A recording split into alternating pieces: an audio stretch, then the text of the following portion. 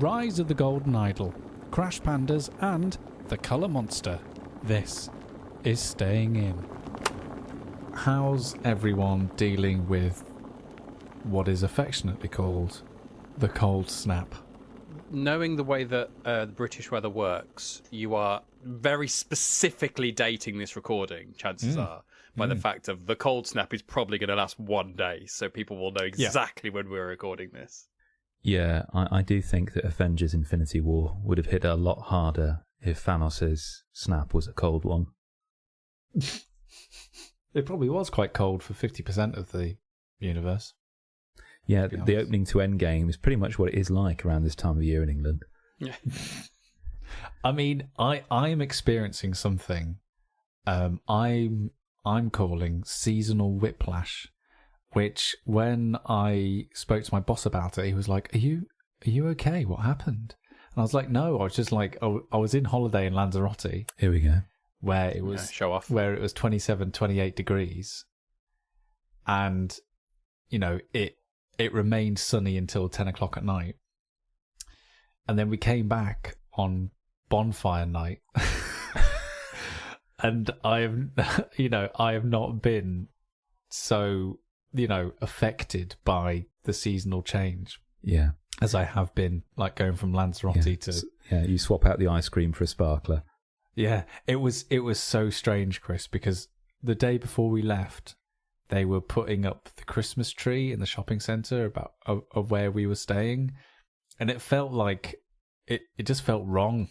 Like it was like I was there in flip flops, a short, my Hawaiian shirt, of course, and they were putting up the Christmas tree, and I was like, oh, what? Hold on, this isn't right. I've been abroad in for New Year's a couple of times. So obviously you have all the Christmas decorations up then, and it does feel very strange where it's really hot and it's like late at night and you're still outside in your t-shirt and shorts having a nice drink in kind of the warm weather next to a Christmas tree. There is kind of a juxtaposition there that your brain can't quite comprehend. It's really weird. I remember going skiing once, so it was just colder when I went abroad. So the cold snap was when I arrived there. The only thing I remember of that holiday was there were a group of us there. It was my family and another family. And us as the kids, I suppose, we kind of hobbled all the way down to a little restaurant there. And it was just us as kids. Hobbled? We were in our ski boots and everything. We hadn't skied there. We just walked down. Oh, right. Okay.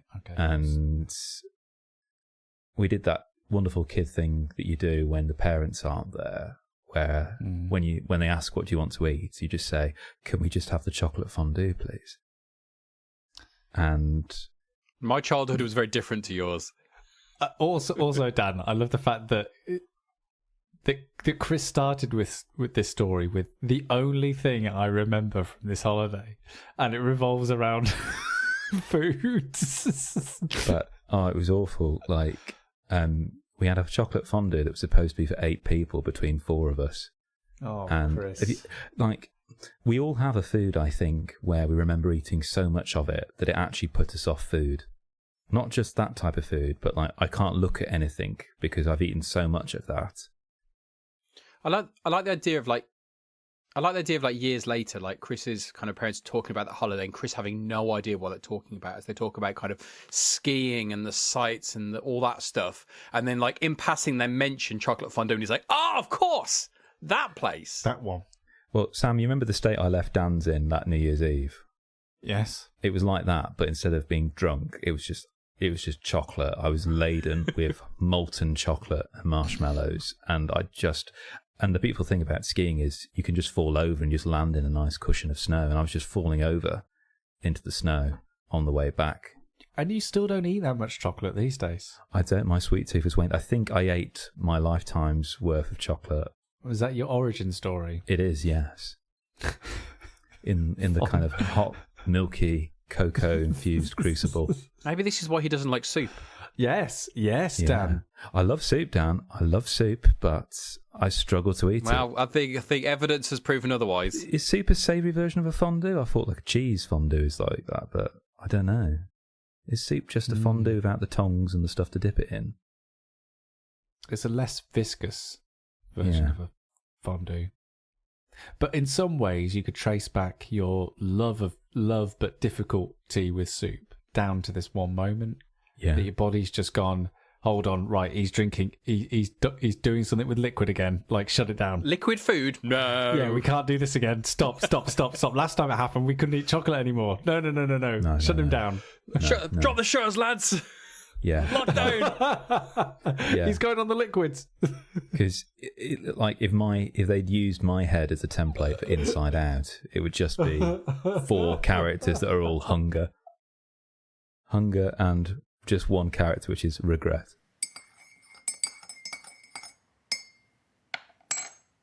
When it has been colder and darker in the night, it's the perfect time to get snuggly in your buggly and play video games.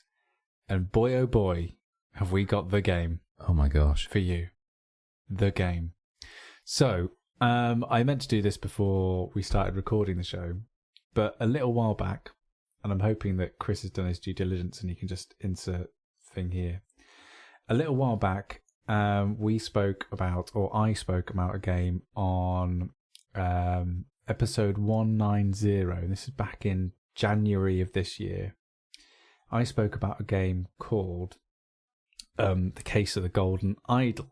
Now, you might be wondering, January, that's a bit of a, strange time to talk about it. Well, that's because it was on my list of top 5 things that I read, played, watched, or discovered from 2023. Should we do that again this year? That was quite fun this year. It was quite fun, actually, I really like that. I've been keeping my list throughout this year in preparation for that. Mine's going to be 5 lots of thank goodness you're here. And maybe the game we're about to talk about. This was your runner-up, wasn't it, Sam? I think, or an honourable mention, I think. Correct me if I'm wrong. Yeah, I think it was. If you've not come across the Golden Idol game before, then I think the best way to kind of understand it is if you've played, I don't know why I just wanted to say Hunt for Red October, but if you've played Curse of the Obra Dinn, you'll kind of know what kind of genre of game we're talking about. But I'm bearing the lead to say that the next game in the series, Rise of the Golden Idol, is out. It's out now. It's out on Steam, and it's out on Netflix, strangely, which, Dan, when you told me about, I was like, what? What on earth? There's some good games on there. Netflix actually does have some genuinely good games. Both Oxenfrees are on there. Yeah. But I think what surprised me was that the first game was really successful.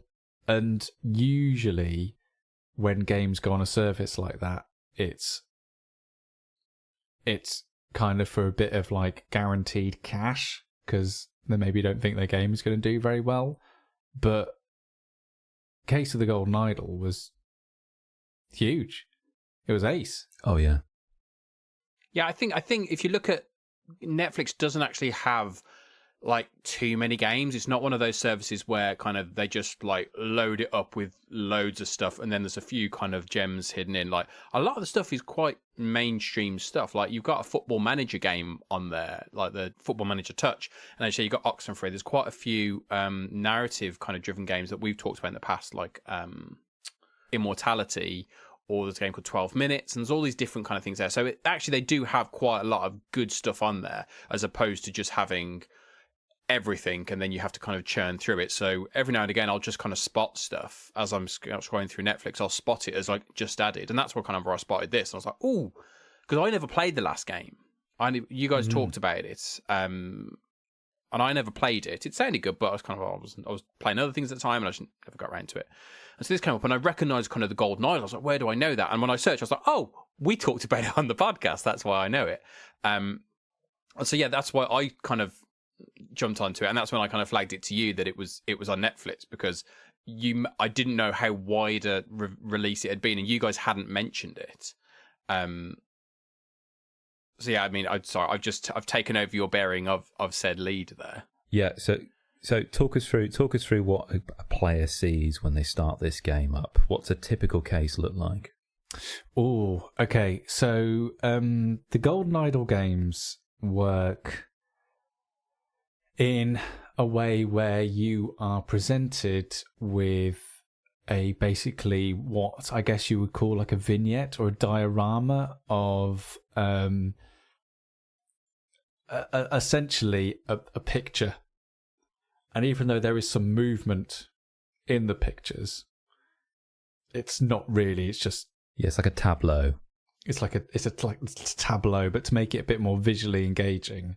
It's like that moment in movies where it freezes and a voiceover says, I guess you're wondering how I got here. That kind of thing. Yeah, a little bit like that. Because that's essentially what the game is asking you, is kind of you presented with a moment, and in every single moment you're presented with, someone has died. And the game asks you to basically figure out how we got to this situation. How we ended up in this situation.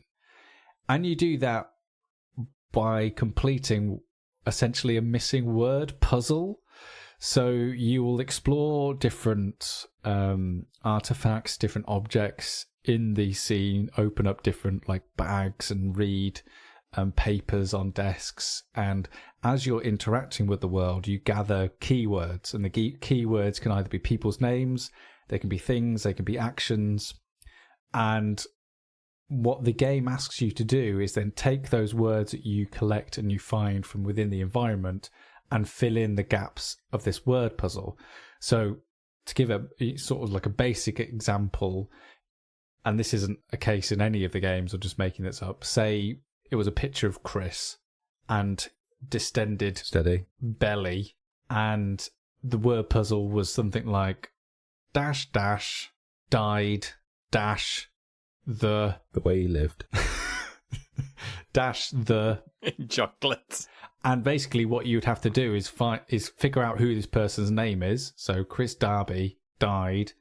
You'd have to find the word eating the chocolate fondue fountain, just based off of what you find and what you discover in the environment. And just like with Curse of the Obra Dinn, there is something so inherently satisfying about that just as a mechanic, in terms of looking at something, absorbing all the information it's feeding you, picking up off clues, deducing the way that people look or behave, or different ways the environment is interacting with each other, and using that to start piecing together everything ever so slowly. And the idle games, both Case and Rise, have always been my preferred type in terms of those deduction style games, because of that, the word centric nature of how you build together the solutions of the cases. It's not quite hand holding, it's not quite, pushing you down a certain way, but it just gives me as a player enough of a structure to know where I should be looking and where I should be paying my attentions. And in some cases it's just enough that if you're really, really stuck, you can kind of just really just force the issue and just try lots and lots of things until you end up getting onto the right path, which I think is it. For me, it solved the issue that I felt a lot with Curse of the Obra Dinn, where I really felt like completely alone and completely like unmoored from the scenario, and completely struggled with it in terms of a game, because I didn't really know what the game was asking from me. But interesting. Both Curse and Rise of the Golden Idol make it very, very clear as a player what it wants from you in terms of that deductive style of reasoning. So it becomes very, very satisfying. Dan, how have you found it? As you said, you've not played the first one, and I quite like the period setting of the first one. This one is a little bit more contemporary in its setting, really. I've only played 3 cases. Does it feel like the sequel in a series, Dan? No, for me, the fact that I have not played the first one has borne kind of no kind of problems for me. The way the game is structured is you play through chapters, and so each chapter will be a selection of cases, and then the cases will interweave in certain ways. And then once you've completed each chapter, you do get kind of like a video kind of a video sequence which plays to a more overarching narrative playing out, which is a lot around the golden idol itself, which is obviously, I think for you guys, may feed back into the older game that I won't have. But again, I don't feel like I'm cut out or anything. It just feels like this is a story they're telling about this idol. The idol has kind of cropped up a couple of times in some of the cases. I would just touch on one thing you mentioned, Sam, around the case all about murder. There have been some cases that I've played that haven't been about murder themselves. I'm not saying in the overarching chapter there might not have been a murder, but in some of the individual cases that you do, so for example, one of them, someone has broken out of prison. So there's been no murder there, unless you look into the fact of someone in prison was in prison for murder, but actually no one has died in those cases. So maybe they are kind of just mixing it up a little bit more compared to the previous one. But for me, I'm just kind of, I think it opens up with a really really nice kind of relatively simple kind of small case, and it's purely tutorial to kind of tell you everywhere on the screen there'll be to begin little exclamation marks, which will basically tell you this is a point of interest, you should probably have a look at it. So you click on it and it'll give you some information. Some of that information is actually pointless. You actually don't need all of the information it gives you, but it will just give you all the information. And then once you've done that, it'll give you a tick, so you know that you have found everything that you can. Yeah. It took me a little while to then kind of extrapolate it out to, okay, it's not just these individual points I'm supposed to be looking at. I need to also be looking at the wider tableau, because there are clues that it isn't pointing out to me as well. Yeah. Which I think in one of the first cases I was struggling with, and my wife, who was also enjoying playing it, she got it quite quickly. She thought, oh, well, I saw that. And I was like, well, I wasn't looking at the wider side of things, which obviously I should have. And it made perfect sense to be looking at that. But my brain was kind of in game mode of, it hasn't been flagged, it's not important type thing. You touched on kind of the simplicity of it and the fact of you can do it in a really structured way. So you can start a level by clicking off all the points of interest. And okay, I know I've done them now. I've got all the words that I'm going to possibly need. I've found everything I'm going to possibly going to want to find. Yeah. Okay, I've now got a number of kind of challenges or tasks I have to complete. Now, one of them will be the overarching word puzzle that I have to complete. But there's also another one, which is, what are all these characters' names? That's where I always start. Defo. Always start with the names. Exactly, yeah. So suddenly I'm like, as I'm finding stuff now, I'm like, I'm not doing all of the points of interest and then going back to it. Once I know someone's name, I'm putting it in, and I'm like, okay, that's there. Yeah. I can put that person in, and that's fine. And so then I end up with, okay, that's probably the easiest one. So I can clear that. And then now, if I'm talking or I'm trying to think about what's happening in this thing, I've got names I can talk about. I've got faces I can respond to.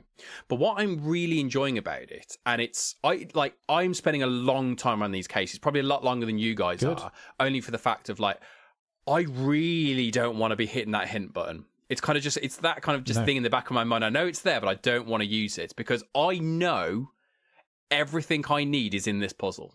I know it's there because it's shown me from the other cases. I know every single bit's there. And if I look hard enough, I will find it. And I'll be sat on one case for like an hour or longer and just going through it. But at no point do I ever feel I'm wasting my time. I'm more likely to say, you know what? I'm going to put it down. I'm going to walk away and come back to it with fresh eyes, because I've got myself stuck in an idea that I know is right. There was one idea where I know where this place is. I know what the answer is, but I don't know. I haven't got the evidence that, and I want to find that evidence rather than just put it in. It turned out I was wrong, but I spent ages convinced I'd got something right, but I needed to kind of figure out why. And so a lot of it is around, I know so-and-so did it, or I know he did it in that place, or with that weapon, but I don't have the evidence to back that up. So I want to find that evidence and then I will do it. So I don't want to do guesswork. One of my favourite moments of playing the first game, Case of the Golden Idol, is being stuck on a puzzle.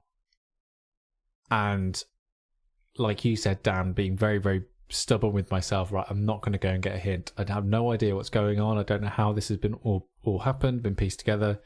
I'm just going to go to sleep.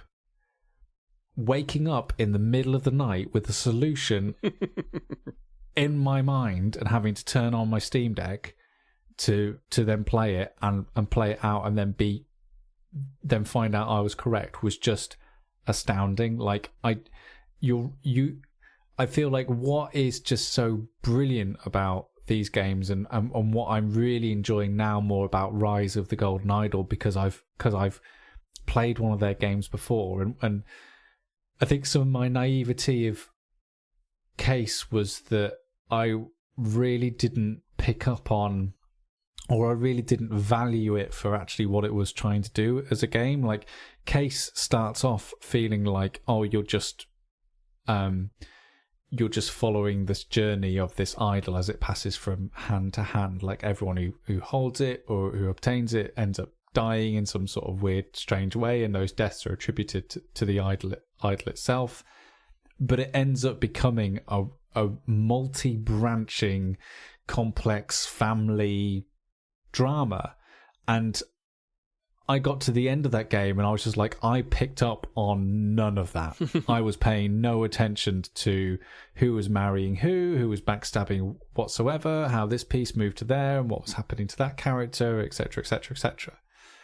So for Rise, I have really like gone deep down into like what is actually going on, like beneath the surface of just the blanket word puzzle. So I sent you a picture last night down of my first page of notes. It's actually interesting seeing that page of notes and obviously seeing what you've written down and me knowing where you were from that and knowing what cases you'd done and seeing what bits that you had flagged as I think this might be important or maybe this is there or this there, and me seeing things that, I mean, don't get me wrong, later on down the story they may become important, but certain things like, well, that meant nothing, oh, that means something, or you've got that, you haven't got that kind of thing is really interesting for me to see your thought process.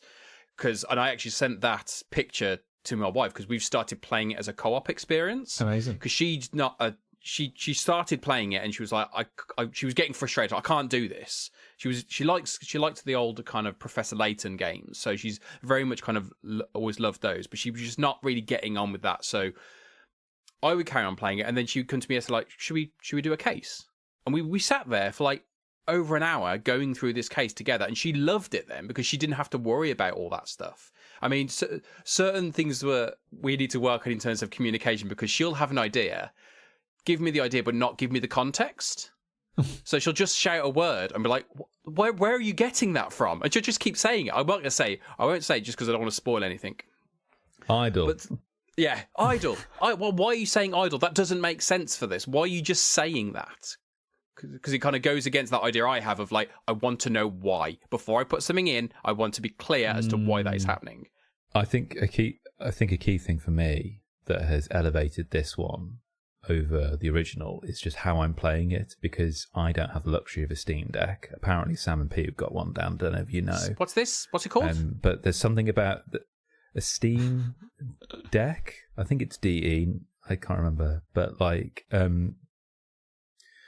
there's something about the tactility of playing it on a tablet, that sense of immediacy versus playing it on a PC, that has really made me feel like I should be playing this game right now. Like, as soon as we finish this recording, the tablet is there, I'm getting it, and I'm playing another case. And I think one of the reasons why there is an appeal for this game, say, over other games like Return of the Obra Dinn, which is one of my favourite games of all time, or Tangle Tower, is that it is episodic, more or less. It is, you can play it in episodes, like a kind of a Netflix series to a degree.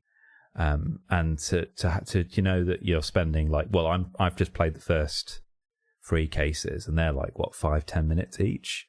And you know, with the way Curse of the Golden Idol worked was that they'd start off small and they just hook you in. Oh, just one more.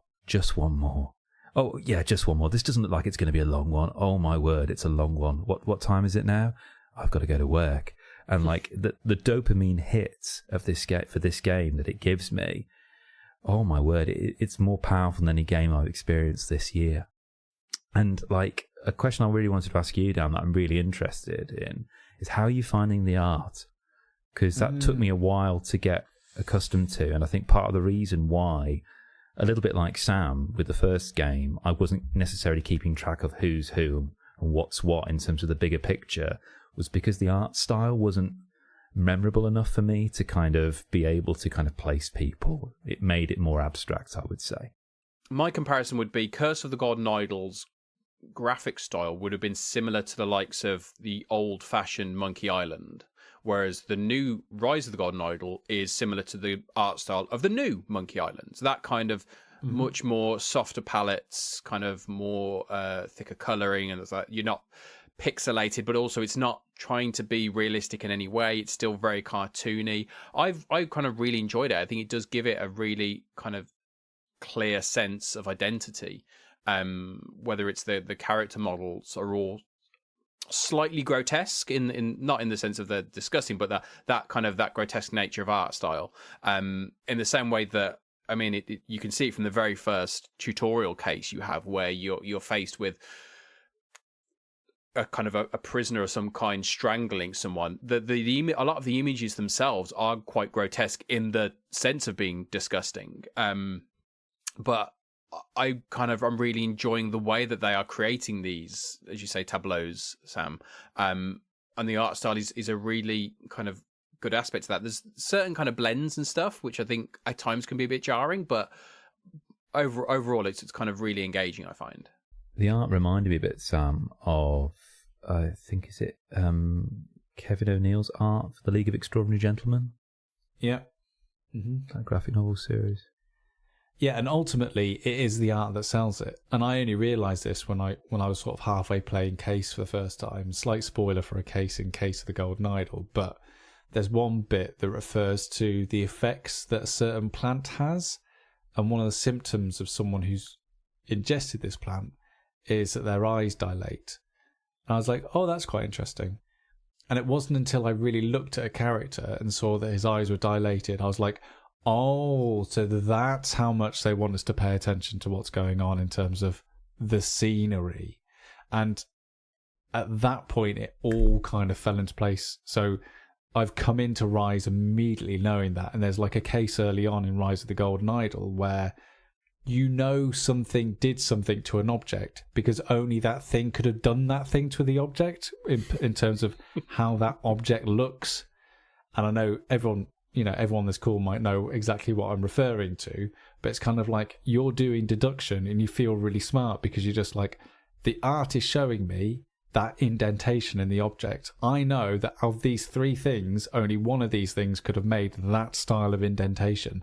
I'm a genius. I had that exact conversation kind of with my wife when she was going through kind of one of those cases that she was like, oh, well, that's obviously this. And I was like, is it? And she went through that exact same process of, okay, now I see it. Now I understand. Yeah. And suddenly when you have that understanding of, okay, the game will tell me something, but perhaps it's not that it's not true, but I can't just take everything at face value. You have to kind of look under the surface of actually what it's saying is true doesn't mean to say that's actually what's happened here.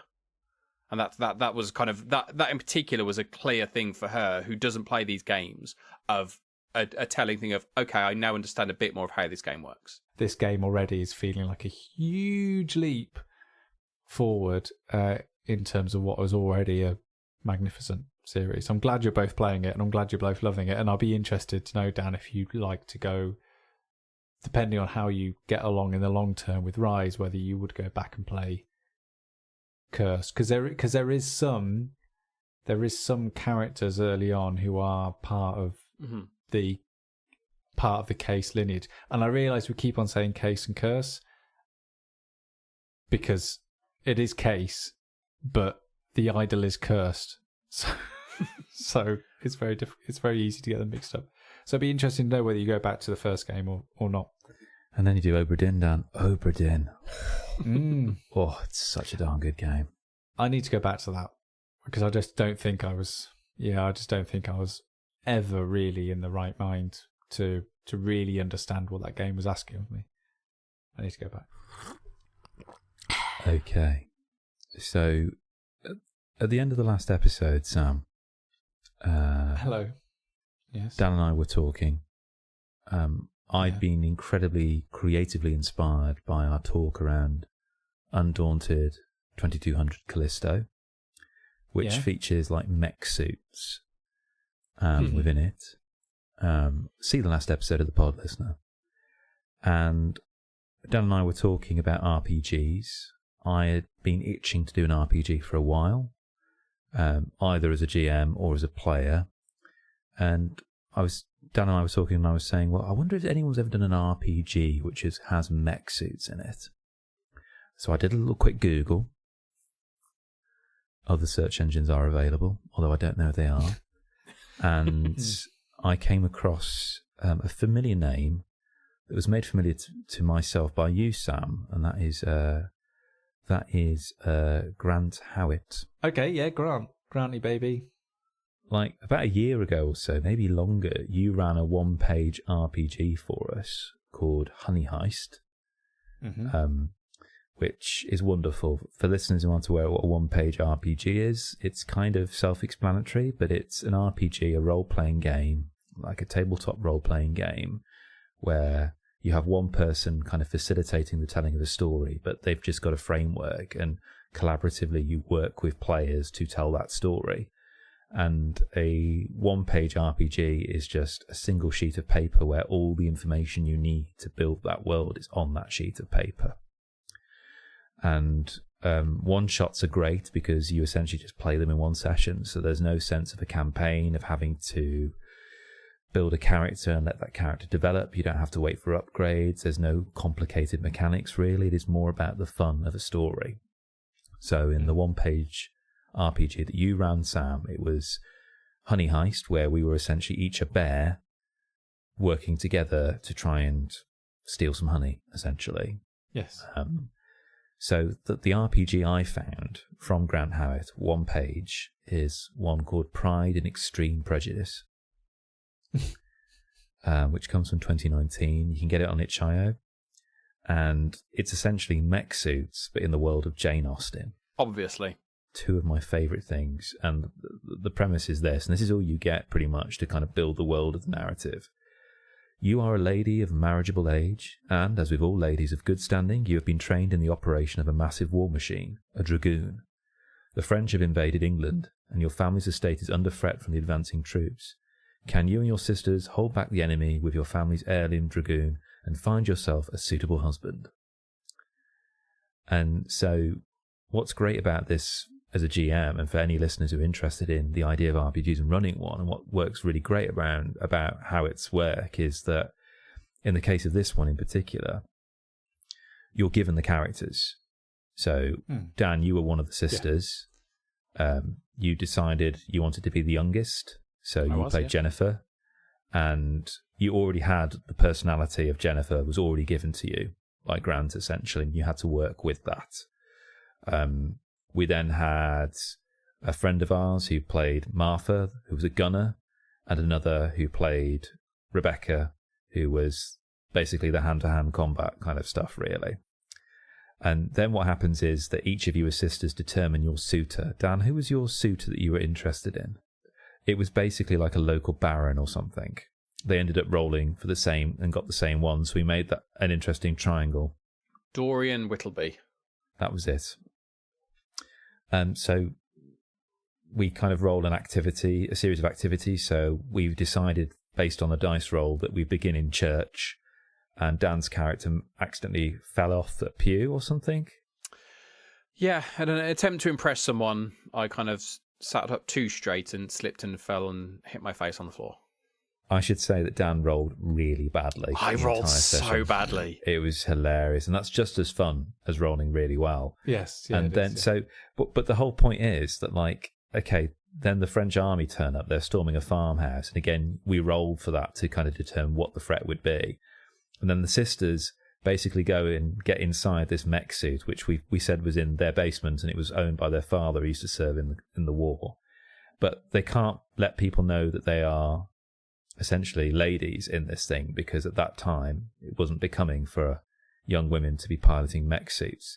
So you've got this really interesting push and pull where a mutual friend of ours was like, okay, I'm really invested in shooting this enemy. but I've got to make sure I'm back in time later for this party this evening because the guy I'm interested in is going to be there.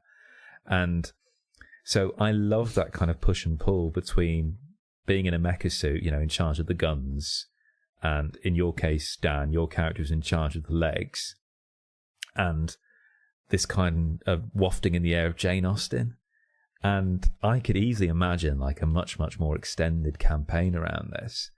And it is this kind of wonderful kind of sweet spot between, if you imagine the Venn diagram of two things that don't typically meet, which I think is part and parcel of a lot of Grant's work. It's an absolute doozy. I think it is that juxtaposition of, you play like the first half like a Jane Austen kind of novel, like a Jane Austen story. So there was a scene where it was kind of the elder sister and the suitor having a walk through the gardens whilst my character was hiding behind the bushes listening in. Like these are tropes that you would kind of hear, the kind of the jealous sisters kind of eavesdropping on what the men are talking about, that kind of thing. And then it is literally a smash cut. The French have arrived. All right, girls, let's get in the mech. And it's that kind of like whiplash, as it's like Sam's cold snap whiplash, of kind of narrative things that you kind of you have to sort of carry that character through. You can't help but do that because it happens so quick. I've been playing a role of the younger sister who is trying to impress the suitor, and then immediately I've got to be in a mech suit, and there is no time for me to readjust the person that I'm playing. So you end up just carrying it through, which is just brilliant. And it's kind of indicative of Grant's work, right? Is that feeling of, or that pushing as a player to just, you have to commit to the scenario and what's going on. You cannot sit on the sidelines and play sort of hard to get for the GM or for the other players. You have to commit for the sake of the story and what you're doing. I remember when I first started playing RPGs, I'm playing them, this is the wrong way to play them.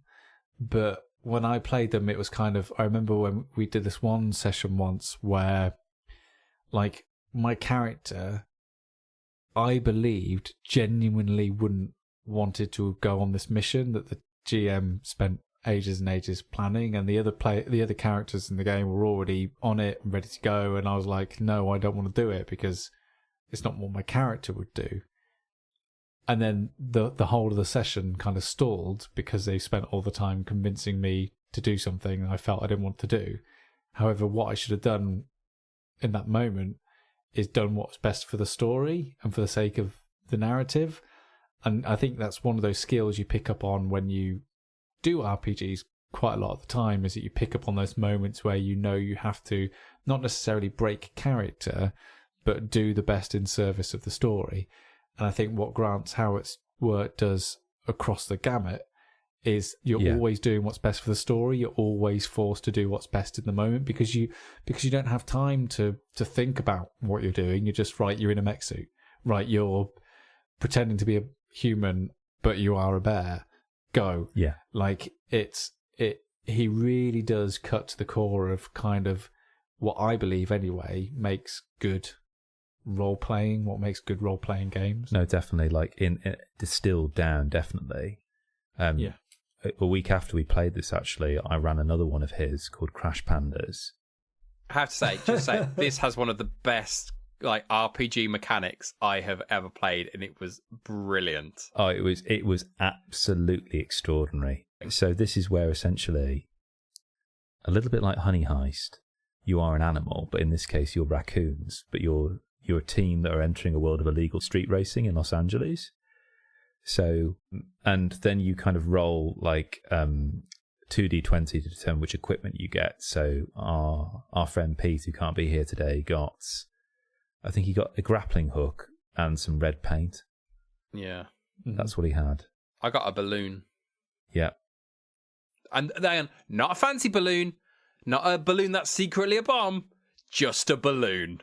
And our mutual friend of ours got the entire greatest hits of Queen on cassette. And that was part of his equipment. And so somehow we managed to break into a car and get this car, and it turns out that one of the racers that we were going against was the nemesis rival of one of us here. But the thing is, we're 3 raccoons but driving one car.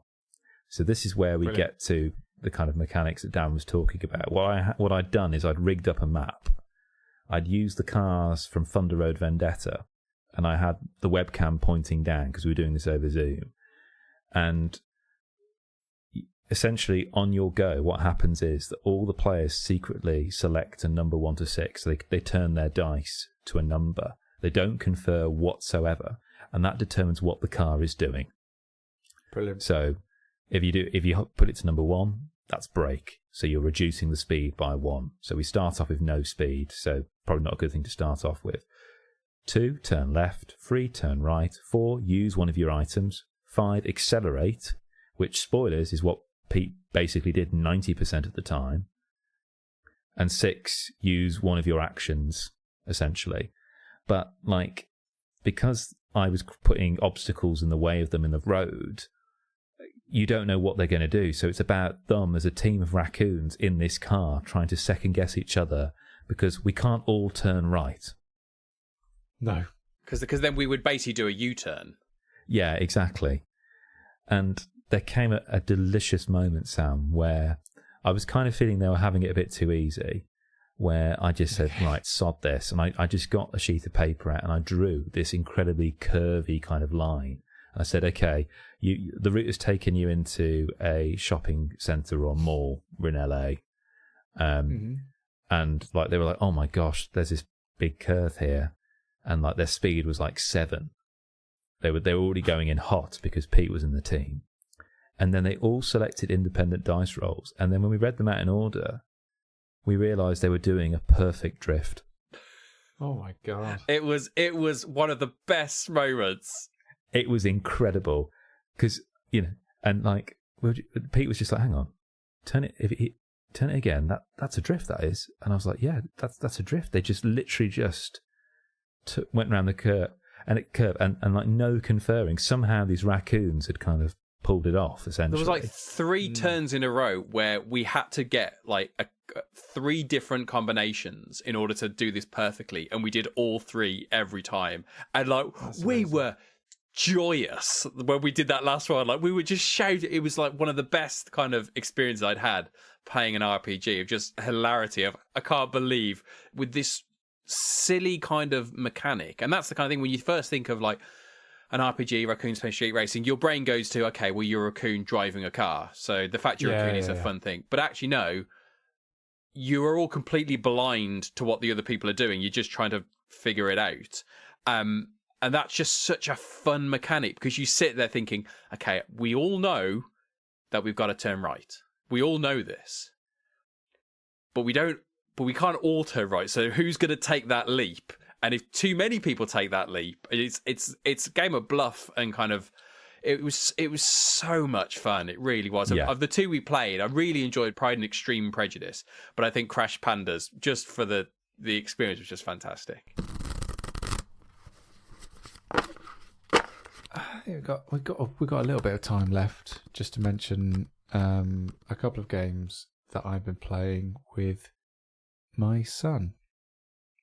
And this has been a new venture for me in terms of he's only 4 now, and he's always been interested in playing games and stuff. But for the first time, he's been involved in the stats. He's now making his own stats in the BG Stats app because we're playing games proper. We know the rules. We play them from start to finish. There are winners. There are losers. There are tears. There are tantrums, but we play them. Therefore, there are stats. Sam, how many of the tears, how many of the tantrums came from you? The stats will never tell. The thing at that age is, it's going from a world of, and obviously I can only speak of my own experience as a father, it's going from a world of unbridled creativity and just do what you want, to a world of restrictions and systems and mechanics and understanding how they all mesh together in order to create fun, rather than, well, if I just push this car off the edge of the table, that's fun enough in of itself. So the two games we've been playing, and Kris, I'm glad you're here because you played both of these. I did. With me and my son the other day. So the two games we've been playing, one of which is a game that he was fortunate to receive on around the time that he was born, and we've literally been waiting until now to play it with him. It's a game called The Colour Monster. So The Colour Monster is a popular cartoon, I'm led to believe. It was a book. Oh, was it a book, was it? Yeah. Colour Monster by Anna Lennas. I think if I pronounced that right. My apologies if I'm not. Yes, that's. I think it started off as Colour Monster, kind of a pop-up book around things. I've got that kind of for my kids. I've never played the Colour Monster game.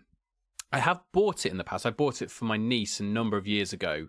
As kind of, and obviously you'll go into, because obviously the Colour Monster is all about feelings and kind of managing emotions and stuff. And I kind of bought it for my niece to kind of help with that aspect and that. But I've never played it myself. I know the book, I know the story, but I'd be interested to see kind of how it plays. So it's quite an interesting game for younger people, because it kind of fuses two aspects of games that you're probably likely to play with kids when they're even younger. So when some of the first games that my son interacted with were matching games and memory games, and the other kind of game that he was playing when he was very younger was like rolling dice game. Is Stomp the Plank. Stomp the Plank. Stomp the Plank. Imagine, if you will, Dan, you are a pirate elephant and you are stealing Captain Giraffe's treasure. Already, I'm hooked. I'm in. Stomp the Plank got a lot of love when it was released a couple of years ago, actually now, 2022. Mainly because Shut Up and Sit Down did a video about it, about how good it was.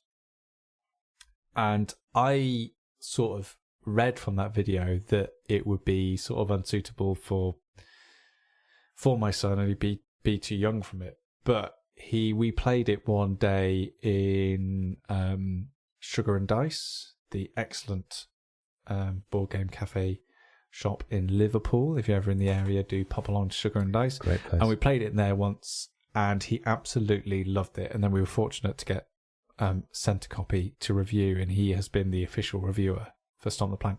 Not only is he on the stats, he's already doing reviews, and he's only 4. What a genius. So how Stomp the Plank works is, as I said, you are these aforementioned pirate elephants. And what's brilliant about the game is that the box is the board. So in terms of setup time and getting kids and children to the table and engaged and ready to play, like, all you're doing is emptying the box, then turning the box over. And that's it. You are set up. On the bottom of the box is this image of an inside of a like a tall ship, and there's 4 positions where planks go, and there's little magnets on the end of these big cardboard planks, and you plonk them down, and you plonk an elephant at each end of each plank, depending on how many players you're playing, between 2 to 4. And it's a push your luck game. You have a little board which has 6 spaces on it, and on your turn you turn over a card and it'll have a item of treasure in it. Then it's up to you whether you want to carry on turning cards or whether you want to stop. If you decide to carry on and turn over another card and it's a different piece of treasure, you get that choice again. You can either carry on or you can stop. If you draw over a card and it matches a card that you have already drawn, Captain Giraffe has caught you stealing their treasure.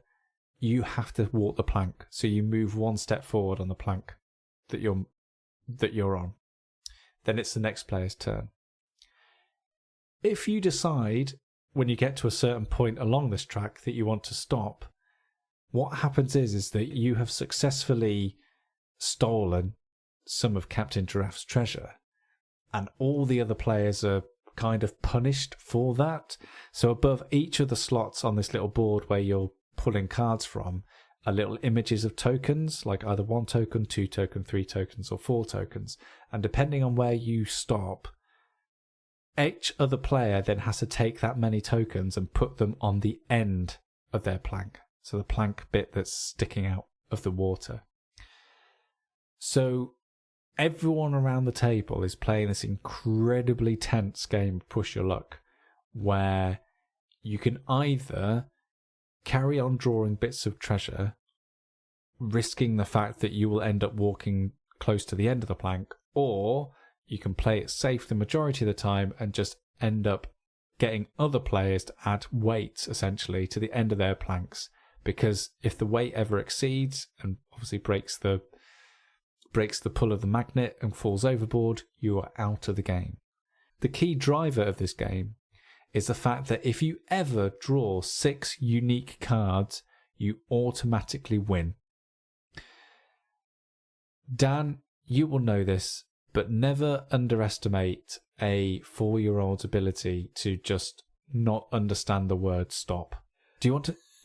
Do you think you should stop now? Do you think you should stop now? Because if you stop now, me and Kris will have to put 4. No, but if you stop now, me and Kris will have to put 4 tokens. No, I'm carrying on. All right, I hope. And he's won. And and he's won. Yeah, well done, well done. And also, never underestimate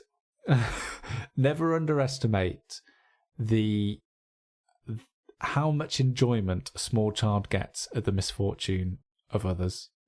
And those two things existing together in Stomp the Plank, the fact that as he is playing, he can inflict misery on other people, either by putting tokens on the end of their planks, or he can have the thrill of chasing that win whilst everyone around him is telling him no, is a wonderful little safe space for a small child to be in. And even as an adult, I think both me and you, Kris, were absolutely having a ball with Stomp the Plank. Yeah, I absolutely kicked your asses in the first game, though. No, it's a really lovely game, and the pieces do feel like they will weather certain years of children playing with them. Like, yes, the box feels very robust. The planks themselves, they just snap on with these nice magnets which are embedded within the actual plank itself. They're not going to be accidentally pulled off or will fall off or perish or anything like that. And it's amazing how much weight they can bear. Like, you think I could not possibly put any more tokens on the end of this plank, and my elephant is already halfway down. He's like, oh, no, here we go. We're going another round.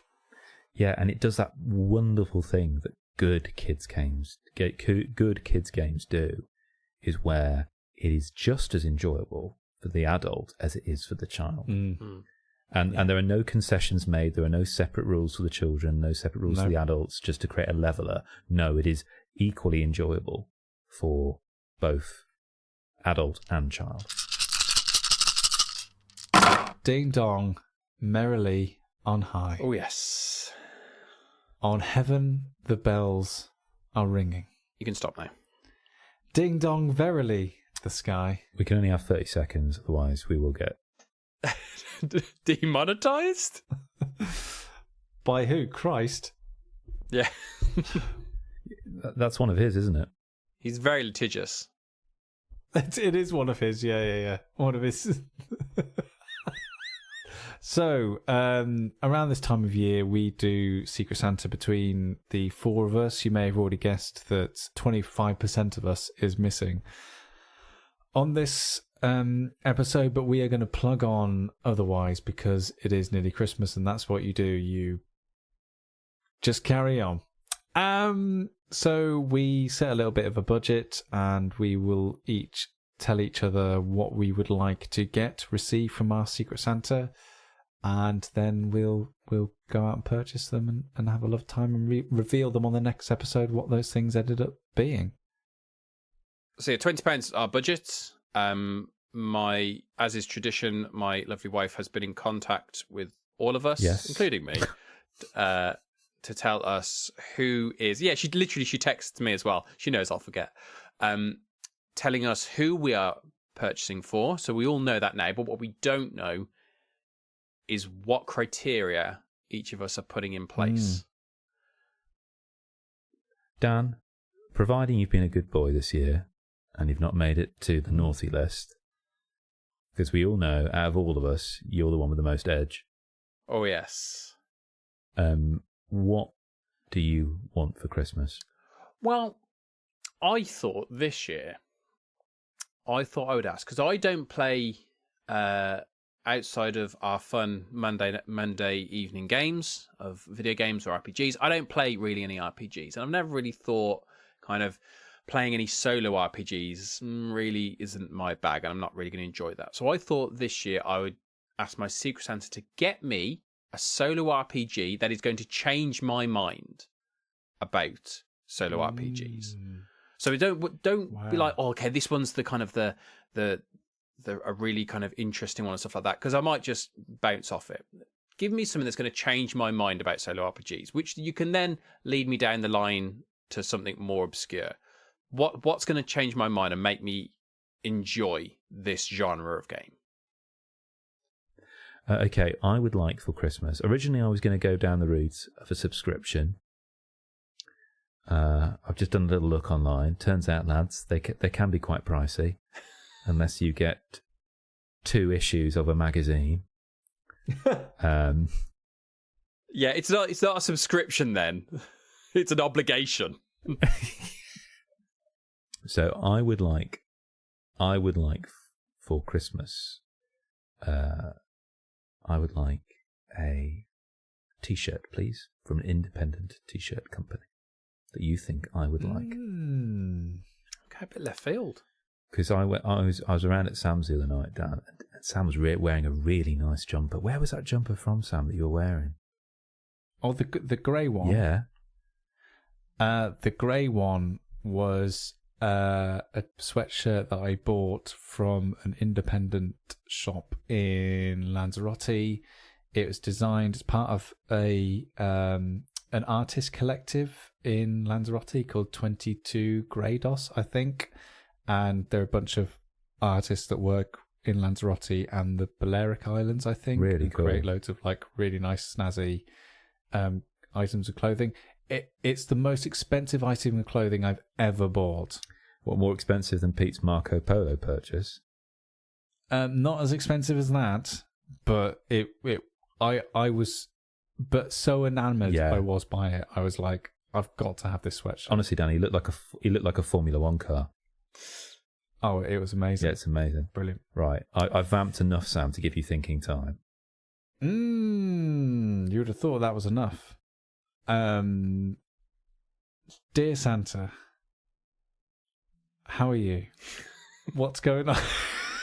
What's going on in the North Pole these days? Do you get on with the penguins and such? Because I think this year, the thing that I would really like is a book about one of my hobbies. Okay, so just to qualify, a book about your hobby or a book that is... If reading is one of your hobbies, it could be any book. So for example, Sam, like when I was talking to Dan beforehand, so say for example we picked RPGs, would you want a book about the history of RPGs or an RPG book? No, a book which is about okay, so a non-fiction about that thing. So like a non-fiction book. So it could be, for example, not like planting ideas into people's minds. Like, for example, Stephen King has written a book. Here is a £19.99 book that I have seen. Has written a book about writing, or a book about the history of board games, or a book about about comics and how comics are made. Yeah, the Scott McCloud one. Yeah, right. We've waited long enough. I cannot wait for this. Every year I look forward to this little tradition. What has Pete requested from Saint Nick? So I did ask Pete, because I knew he wasn't going to be here tonight for the recording, so I wanted him to be part of this to share. So here we go. Hello, pals. Is this thing on? Yes. Okay, it's recording. Good. Hello. So I'm not there with you, but I would definitely like presents. So I would like one or the other of the following. one idea I had for a Secret Santa, because I'm really good to you folks, I'm really flexible and easygoing, is I would like my Secret Santa to create or commission a piece of sci-fi art that I'm going to own the commercial rights to, and that will form the basis of an RPG one-shot I'm going to write and publish and play with you guys in 2025. Like I say, I would like sci-fi, but other than that, it can be a monster, it can be a character, it can be a ship, it can be a landscape, whatever it is. I would recommend either making it yourself or commission somebody from r/Hungry Artists or over on Fiverr or one of these other places. The only thing it can't be is AI. I don't want anything AI. That's a hard line. But that is a difficult gift to get. So if you're not up for doing that, a bit of flexibility. What I would like is I would like the best PlayStation 5 game that you can afford as part of the Secret Santa budget, but it has to be a physical game. That's the challenge on that one. So those are the two things, and I'm looking forward to seeing what you come up with. Okay, toodles. Bye bye. Love you. Bye. Love you. Bye. Oh my! That's God. amazing. I'd love that. So when he first told me that, my response was, "Bloody hell, Pete!" I reckon I would just do it myself and pocket the money. Yeah. And we look forward to the incredible space adventures of Stickman.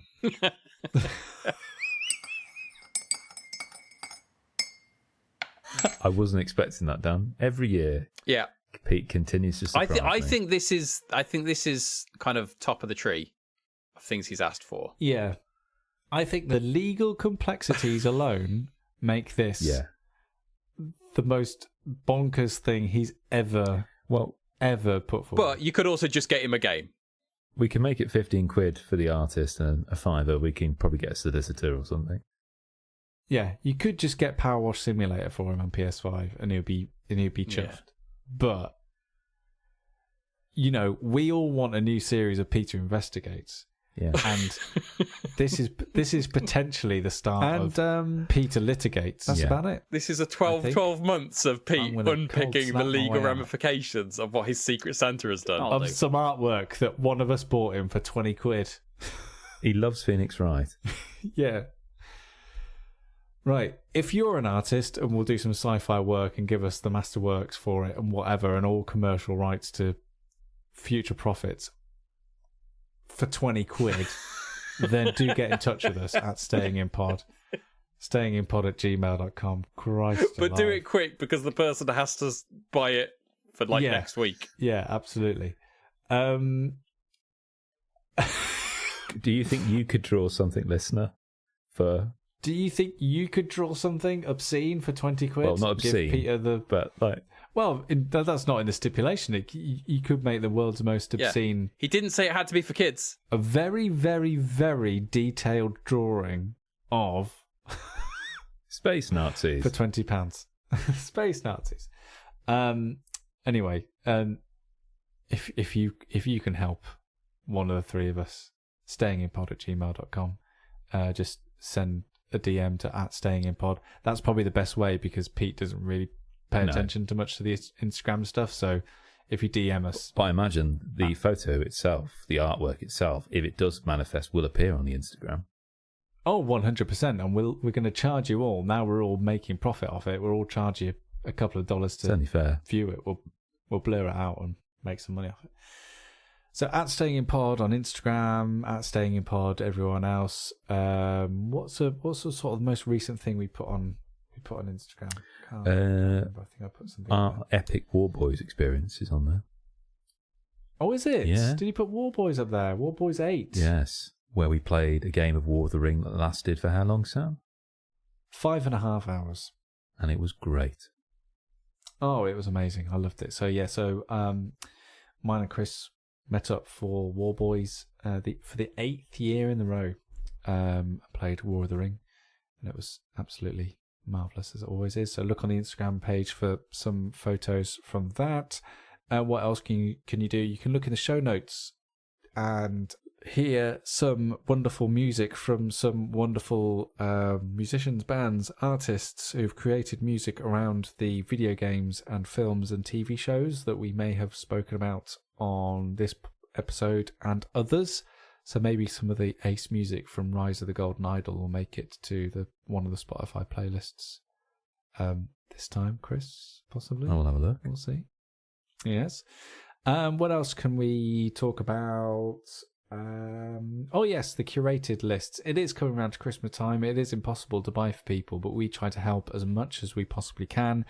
One of the ways in which we help is we have curated pages on Steam and on Board Game Geek. So if you're looking for a video game or a board game for someone in your life, you can find a list of all of them, all the video games, all the board games you've ever spoken about, and links to their respective podcasts as well.